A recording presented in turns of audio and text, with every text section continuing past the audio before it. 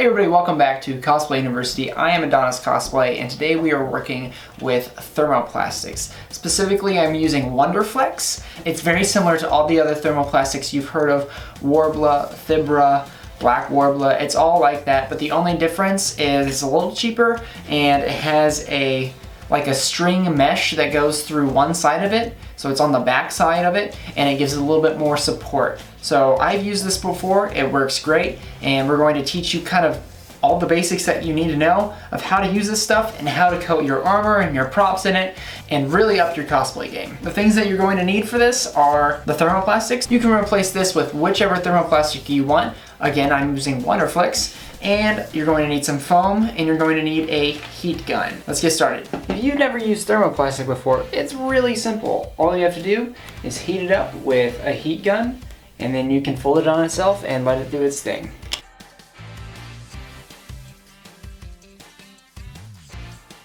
Be careful not to heat it too long, because it can get really hot.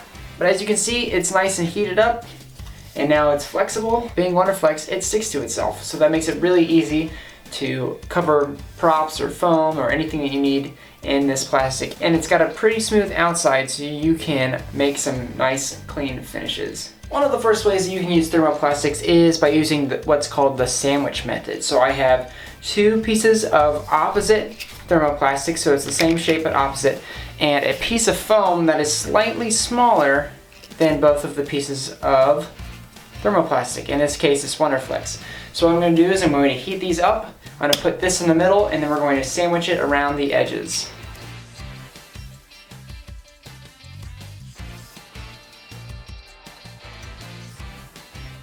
So my pieces are heated up, my foam is in the middle. I'm going to take my other piece, I'm going to lay it right on top.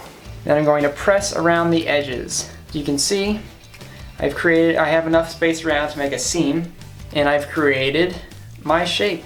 Now with this, you want to make sure that you press right up against the foam so you kind of seal it off, because we're going to cut off this excess in a minute. Alright, now the piece looks really good. It's nice and smooth, it's nice and clean. It's still flexible, so I can bend it in whatever shape that I want. So say that I'm making a piece that's curved like this.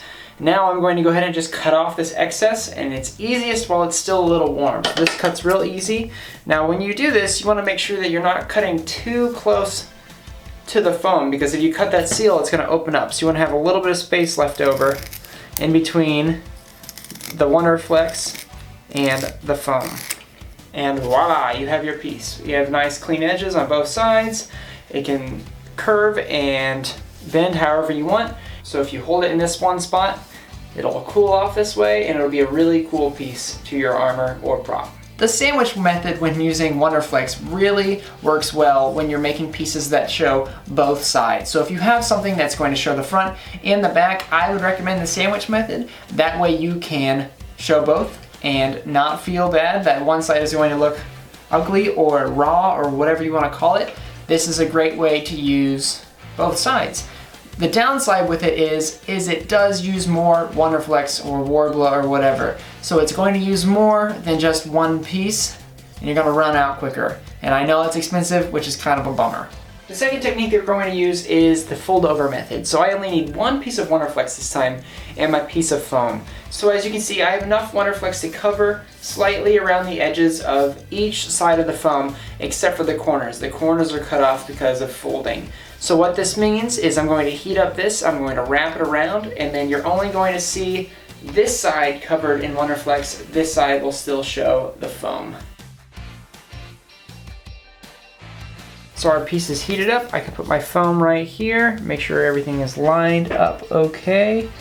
And you can go ahead and fold it over. Now typically you want to have enough that can go around the edges of the foam as well. So be careful that you don't cut the wonderflex too short so that it won't fit. Luckily we have enough here that it will.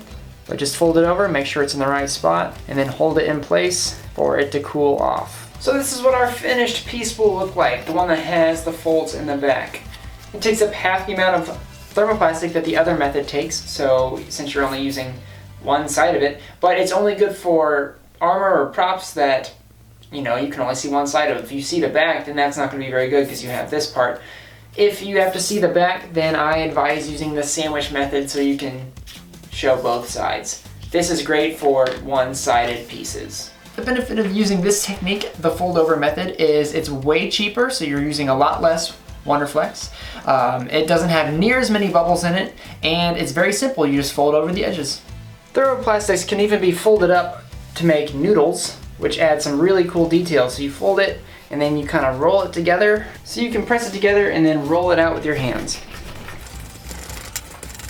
And then you have a noodle, which can be stretched or bent or shaped into whatever shape you want to create. That adds some really cool detail to your pieces. Thank you guys so much for watching my tutorial on how to start using thermoplastics. I hope this helped you guys out. And remember, you can take this knowledge and put it towards whatever thermoplastic you want, whether that be wonderflex like this, worbla, black worbla, thibra, and all the other crazy ones that are out there. So thank you guys for watching, and I'll see you in the next class.